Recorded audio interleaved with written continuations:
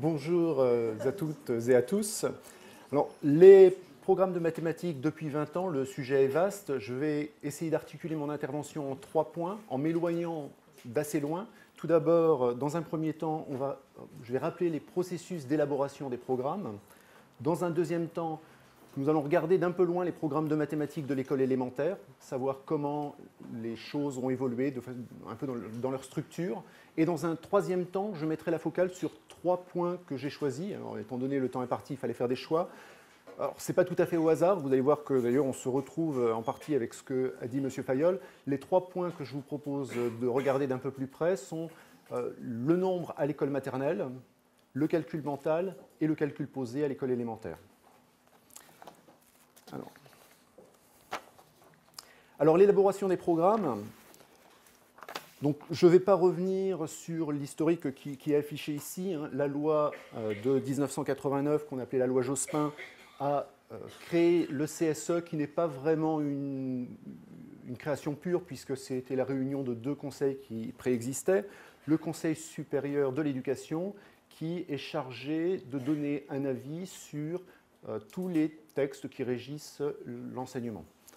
Et le deuxième conseil qui a été créé par la loi 1989, c'est le Conseil national des programmes, le CNP, qui a disparu en 2005 avec la loi Fillon, où on a vu apparaître un peu à sa place le HCE, le Haut Conseil à l'éducation. Ce même HCE a disparu récemment, en 2013, et là, ça a été la création du CSP, le Conseil supérieur de l'éducation, dont vous avez tous entendu parler.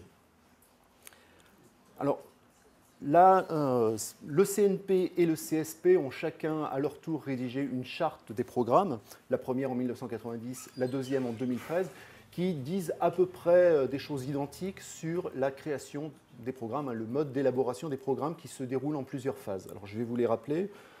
Tout d'abord, il y a une phase de cadrage par le Conseil des programmes, Conseil national des programmes avant 2003, et puis le Conseil supérieur des programmes depuis 2013. Deuxièmement, une phase de rédaction des programmes par des sous-groupes pluricatégoriels. Ensuite, une phase de consultation. À ce moment-là, les projets sont rendus publics. Une réécriture ensuite en tenant compte des résultats de la consultation. Et enfin, une présentation devant le CSE pour avis et modifications éventuelles, pour finir par une promulgation des nouveaux programmes par le ministre. Alors, à noter toutefois que le programme de 2008, ça ne vous aura pas échappé, il a été construit entre 2005, la disparition du CNP, et avant 2013, l'apparition du CSP. Lui, il a été construit un petit peu différemment, puisqu'il n'y avait pas de conseil des programmes. C'est la DGESCO qui s'est chargée de son élaboration en s'attachant à un certain nombre d'experts. Mais après, il a suivi le même processus avec le CSE et pour avis et modifications éventuelles, et ça avait été aussi précédé d'une consultation large. Alors, les nouveaux programmes ont, depuis 1970, à peu près une durée de vie de 7 ans. Et c'est encore le cas actuellement. Si on regarde les programmes depuis 20 ans, c'est 1995, 2002, 2008 et ce sera 2016, l'entrée en vigueur des nouveaux. Donc, ça aura fait 21, les 3 programmes précédents auront vécu 21 ans. Les changements de programme sont motivés par le désir d'améliorer la formation des élèves. C'est donc le constat que nos élèves ne réussissent pas aussi bien qu'on le souhaiterait, soit à travers les évaluations nationales, soit à travers les évaluations internationales, qui motive le fait de créer de nouveaux programmes. Alors, à la fois pour donner de nouvelles indications sur les choses à étudier, ou faire évoluer les pratiques, ou en impulser de nouvelles. Il peut aussi y avoir le souhait de modifier la forme des programmes. On voit en fait qu'il y a des programmes un peu en version courte, où on se limite à donner ce qui est visé par l'enseignement. Ça, ce sont les programmes de 1995 et de 2008. Et il y en a qui sont plus longs, comme ceux de 2002 ou ceux de 2015, qui donnent aussi des indications sur les façons de faire, les exercices attendus, les méthodes à suivre. Alors, si on regarde la structure même des nouveaux programmes, on voit qu'il y a toujours une sorte de triptyque. D'un côté, nombre et calcul, les mesures, grandeur et mesure, et une troisième partie, la géométrie. Alors, il y a quand même eu quelques petites fluctuations à l'intérieur de ces trois parties. En 2002, on a séparé la partie nombre et calcul en trois parties. Une partie sur le calcul, une partie sur les nombres, alors, il y avait deux parties au cycle 3, et une partie qui s'appelait exploitation de données numériques. Exploitation de données numériques, c'était une partie en fait que les enseignants ont appelée la partie problème, puisqu'il y avait deux sous-parties, une partie pour les problèmes se résolvant par des procédures personnelles et une partie problème se résolvant par des procédures expertes. Alors c'était une volonté en 2002 d'impulser davantage la résolution de problèmes à l'école. En 2008, cette partie problème a disparu, cette fois un peu sous le modèle de ce qui se faisait dans le second degré. On a injecté les problèmes à chaque fois dans chacune des différentes parties. C'est-à-dire qu'on devait traiter les problèmes à l'intérieur de la géométrie, du nombre et calcul, etc. Et on a vu en 2008 aussi apparaître une quatrième partie, organisation et gestion de données, qui était un petit peu le résultat d'une lente infiltration des statistiques qui, quelques décennies plus tôt, était apparue en terminale, puis était, au gré des programmes, apparue en seconde, puis en fin de collège, puis tout au long du collège. Et en 2008, elle faisait leur entrée un petit peu à l'école primaire. Alors, je ne m'attarde pas sur la situation pour le cycle 3, qui est exactement la même, dans une volonté à chaque fois d'homogénéiser les choses sur le cycle 2 et sur le cycle 3. Alors, je m'intéresse maintenant au nombre à l'école maternelle. Michel Fayol a rappelé l'importance de ce qui se passait dès les premiers apprentissages. Je pense aussi à Roland Guagou et l'étude qu'il a rapportée il y a peu sur lire et écrire, où, selon leurs premiers résultats, 53% des écarts mesurés en fin de CP sur la lecture s'expliqueraient par les résultats en début de CP. On peut imaginer qu'on a peut-être des choses équivalentes autour du nombre, et d'où l'importance du travail mené autour du nombre à l'école maternelle. Alors, comme je l'ai dit précédemment, les programmes ne sont pas écrits avec le même niveau de détail, puisqu'on voit quand on compte les mots dédiés au paragraphe sur la numération à l'école maternelle, ça va de moins de 200 mots pour certaines années à presque 1500 mots pour le programme de 2015. En même temps, donc on voit même les deux textes longs, qui sont le texte de 2002 et de 2015, le paragraphe autour des nombres a pratiquement doublé dans le texte de 2015, et ce n'est pas tout à fait un hasard, car on va voir, il y a une certaine continuité entre 1995 et 2008. Par contre, le texte de 2015 est plutôt en rupture avec les précédents. Alors à chaque fois, on a les mêmes compétences qui sont visées par l'école maternelle. Je dis à chaque fois, c'est depuis de 1995 à 2015. Comparer les collections avec des procédures non numériques ou numériques, réaliser une collection équipotente à une autre ou d'un cardinal donné, connaître la comptine numérique avec un objectif fixé jusqu'à 30, qui ne bouge pas de ces 20 dernières années, connaître l'écriture des nombres en chiffres. Là, cette fois, les choses ont changé, puisque en 1995, on ne donnait aucune limite. On disait voilà, il fallait simplement connaître l'écriture en chiffres. En 2002 et en 2008, on disait jusqu'à 30. Le texte de 2015, lui, se recentre sur les petits nombres et dit jusqu'à 10 seulement. Alors, au final, malgré des différences de longueur sur les textes de 1995, 2002 et 2008, comme je disais tout à l'heure, les choses sont assez proches. Mais quand on regarde de plus près le texte de 2015, on voit que les ruptures, il y a quand même un certain nombre de ruptures par rapport aux trois textes précédents. En effet, jusqu'au programme de 2015, la compétence dénombrer une quantité en utilisant la suite orale des nombres connus était systématiquement mentionnée et considérée comme quelque chose d'assez naturel. Alors qu'en 2015, on invite vraiment à la prudence par rapport à ce qui est qualifié de comptage-numérotage et donc sur les procédures utilisées pour compter, pour dénombrer. Parallèlement à cette demande de vigilance, qui a pour but de rendre plus explicite la notion de cardinal, les demandes de travail sur les décompositions et recompositions font une entrée très forte, de même qu'un travail sur l'itération de l'unité. Donc il y a vraiment une rupture entre ce qui est attendu dans les pratiques de classe à partir des programmes de 2015, qui sont rentrés en vigueur cette année. Alors, sur le calcul posé. Alors, j'ai choisi de ne pas parler des nombres à l'école élémentaire, puisque les choses, depuis 1945, ne bougent pas. On travaille avec les nombres jusqu'à 100 au CP, jusqu'à 1000 au CE1, jusqu'à 10 000 au CE2, et puis on travaille sur les millions et éventuellement les milliards au cours moyen. Ça, c'est quelque chose de continu et qu'on retrouve systématiquement dans tous les programmes.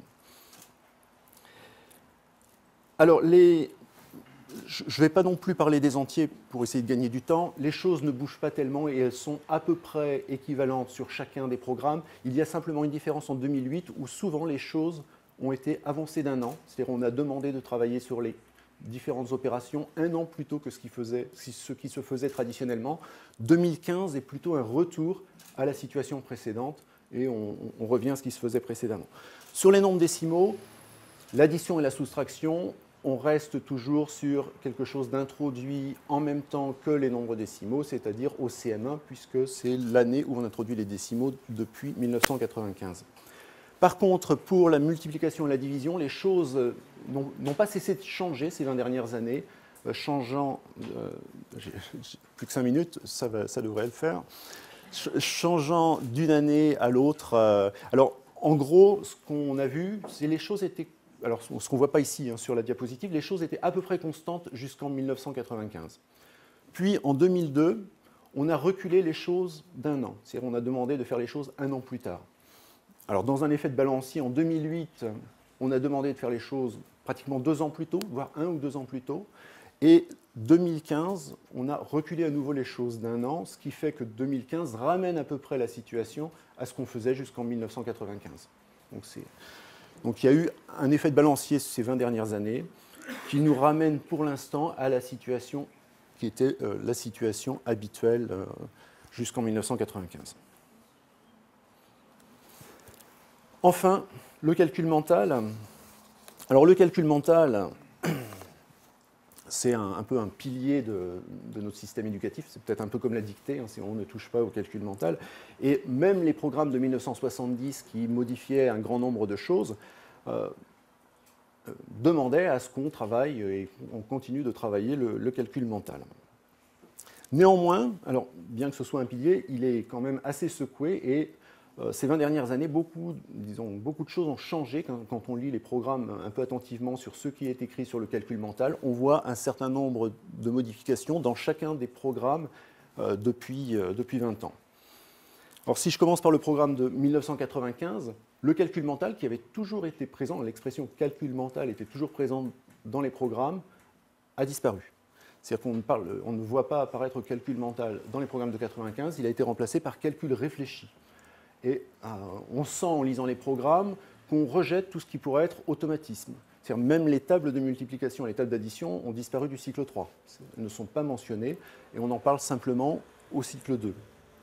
Et encore, mais une seule fois, et pas plus. Et c'est vraiment à chaque fois, le calcul il doit être réfléchi et pas automatisé.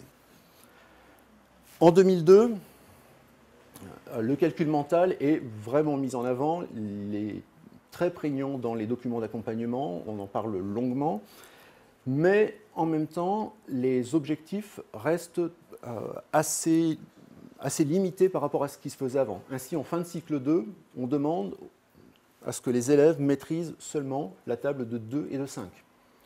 Alors qu'avant, il y avait les tables de multiplication dans leur intégralité étaient demandées au cycle 2.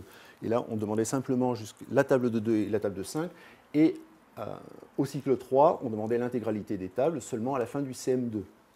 Ce qui fait que ce texte de 1995 où on ne parle plus de calcul mental, mais on parle de calcul réfléchi, et le texte de 2002 où on tend à reporter les choses, ont sans doute fait évoluer les pratiques dans le sens de moins de calcul mental, et bien involontairement. Ce n'était certainement pas une idée ou un objectif des programmes, mais c'est une conséquence des deux réunis, sans doute, qui a fait que les choses ont évolué dans ce sens-là. Je conclus donc. Alors, on a constaté en 2006, dans un rapport de l'inspection générale, que les membres qui ont écrit le rapport, dans leur visite, ont constaté que le calcul mental était pratiqué bien en deçà de ce qui était attendu. Les résultats à l'entrée en 6e ont montré que le niveau des élèves à l'entrée au collège en calcul mental était très insuffisant, ce qui a conduit en 2007 le ministre de l'époque, Gilles de Robien, à écrire une circulaire spécifique sur le calcul mental en demandant à ce que chaque jour, 15 minutes soient consacrées au calcul mental dans les classes. Et cette circulaire a sans doute eu beaucoup plus d'effet que les textes des programmes qui étaient écrits, parce qu'elle elle quantifiait de façon claire pour les enseignants le temps consacré au calcul mental. Et donc les choses ont sans doute évolué à partir de cette circulaire. Et à partir de 2008, cette fois, on voit l'entrée des automatismes, le mot automatisme dans les programmes, et le texte de 2015 va également dans le même sens. Voilà.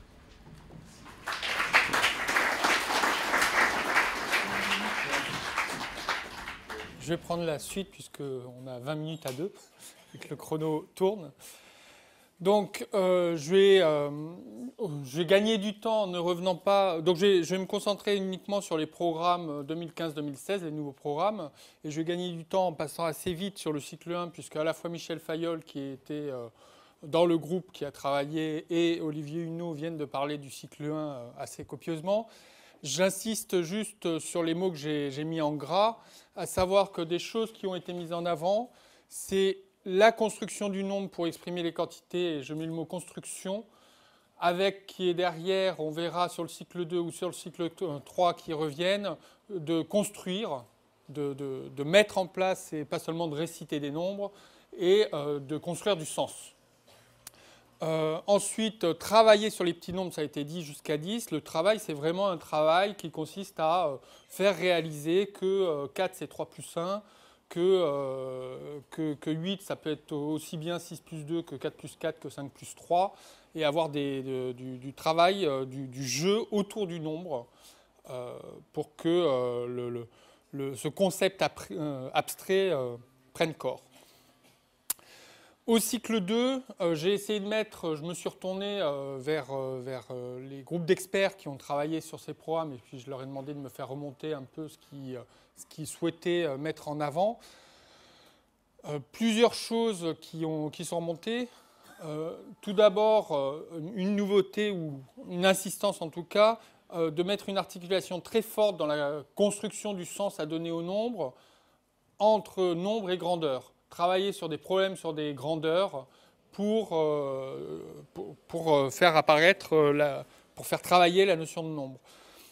Travailler également sur les différentes représentations des nombres. Michel Fayolle en a parlé tout à l'heure. Il y a aussi bien, on en parle à l'écrit ou à l'oral, mais on va aussi, comme je viens de dire, donc ça revient dans le programme de cycle 2, il y a une bonne continuité entre les différents cycles, cette histoire de décomposition-recomposition, représentée à l'aide sur une demi-droite graduée, mais aussi savoir qu'on représente les nombres avec ses doigts, avec des constellations sur les dés, des choses. Donc il y a beaucoup de représentations, et il faut que l'élève apprenne à voir le nombre avec toutes ses facettes pour se familiariser. Ce qui concerne le calcul, donc j'ai mis le calcul est motivé par les situations qu'il permet de résoudre, ce qui vient avec le point suivant, une conséquence immédiate, les techniques opératoires n'interviennent que lorsque le besoin s'en fait sentir. Ce qui veut dire qu'on va attendre, avant de mettre en place des opérations posées par exemple, d'avoir donné du sens, qu'on en ait besoin, qu'on ne va pas travailler les techniques opératoires à vide, juste pour apprendre. Et surtout, on ne va pas se rassurer en se disant que les élèves savent calculer parce qu'ils savent poser leur addition, et que ceux qui n'y arrivent pas ne comprennent pas pourquoi ils n'y arrivent pas, parce qu'ils se sont mis en place leur propre algorithme. Mais je suppose qu'on va en reparler plus tard dans la conférence. Il y a des thèmes là où ça va être abordé. Mais donc le choix a été fait ici par le Conseil supérieur des programmes de dire « soyons prudents, n'allons pas trop vite en besogne ». Ensuite, sur le cycle 3, alors le cycle 3, lui, est élargi, c'est-à-dire que maintenant, contrairement au programme précédent, il va jusqu'en 6e, le cycle 3. Donc on a une année de plus pour travailler sur les fractions décimales, les nombres décimaux, les opérations sur ces nombres. Principalement au cycle 3, les opérations vont concerner les nombres décimaux, les calculs vont concerner les nombres décimaux. Si je comprends bien les programmes qu'on a proposés, qu'on a adoptés, il vaudrait mieux que je les comprenne. Les fractions décimales sont là pour... n'ont pas vraiment le statut de nombre. Ce n'est pas des nombres avec lesquels on va jouer, on va calculer, mais viennent là en une première approche des fractions, ça s'appelle fractions simples dans les programmes, qui vont permettre de parler de fractions décimales de nombres décimaux, de commencer à calculer avec les nombres décimaux, les calculs sur les fractions. Alors on peut calculer avec des fractions simples, mais vraiment les calculs sur les fractions vont attendre le cycle 4. Donc travail progressif. Alors ce qu'il faut retenir ici, c'est que les travail progressif sur les opérations avec les nombres décimaux, travail progressif sur la division, ce qui n'apparaissait pas dans les diapos peut-être précédentes d'Olivier Huneau, c'est qu'on attend très tard pour mettre en place, enfin on recommande d'attendre pour mettre en place les techniques opératoires, ce qui a pour conséquence de les retarder. Et donc la division, typiquement, arrive au cycle 3 uniquement. Donc c'est repoussé et c'est au cycle 3 que ça apparaît. La question s'est posée, doit-on faire la technique de la division posée? Bon, pour l'instant, on n'a pas... Bon, elle reste. La question s'est posée. Propriété des opérations, usage des parenthèses. Qui apparaissent au cycle 3. L'usage des parenthèses, c'est une nouveauté, je crois, dans les programmes qui n'étaient pas... Oui, il reste une minute. Très bien. Mais je fais vite, je n'ai pas beaucoup de temps. Alors. Forte continuité entre les cycles. On retrouve, donc je l'ai déjà dit, dans les programmes de tous les cycles, cycle 1, cycle 2, cycle 3, cycle 4, une constante de donner du sens pour mettre en place les choses. Une question, alors je vais poser moi aussi mes questions, tant que j'y suis. J'aurais bien aimé avoir cette conférence de consensus avant l'écriture des programmes pour qu'on puisse l'utiliser, ça aurait été quand même une bonne chose. Donc, c'est très bien, on a insisté sur le fait qu'il faut donner du sens au nombre et que ça va se donner du sens en ayant des situations, en ayant de la résolution de problèmes. Ce qui, moi, en tant que non-expert didactique des mathématiques, je suis chercheur en mathématiques, je ne sais pas comment, en tant que prof, je fais pour donner du sens. Les programmes donnent des pistes, les programmes ne se veulent pas contraignants. On avait plein de doutes, donc on a essayé au minimum de donner un cadre qui dira aux enseignants qu'il ne faut pas sortir de ce cadre. Il y a des indications de comment on peut mettre en place des choses, mais pour que ces indications puissent, pour que les programmes puissent prendre corps, il va falloir quand même indiquer aux enseignants qu'est-ce que ça veut dire, quel type de problème, quel type de situation permettent de donner du sens au calcul et lesquels fonctionnent. Et donc peut-être que la conférence de consensus pourra faire émerger ce genre de choses. Donc calcul mental réaffirmé, calcul en ligne qui fait son apparition, c'est du calcul mental avec le soutien de l'écrit, on va dire. Apprentissage automatisé des techniques opératoires retardées. Alors juste un commentaire là-dessus également. Quand même un commentaire là-dessus, c'est que le Conseil supérieur des programmes a fait le choix de dire par exemple que l'addition posée arrivera au plus tard en CE1. C'est un choix qu'on a fait, qu'on a assumé, longuement discuté. Lors du passage en Conseil supérieur de l'éducation, si je ne me trompe pas, les programmes ne sont pas encore publiés, mais si j'ai bien compris, il y a un amendement qui a été mis de préciser que l'addition posée apparaîtrait dès le CP. Donc là encore, s'il y avait eu la conférence de consensus qui s'était prononcée en amont, ou alors pour la préparation des documents d'accompagnement, c'est des questions qui se sont posées et c'est des questions là où j'aimerais avoir des réponses. Bon, je ne vais pas m'attarder plus.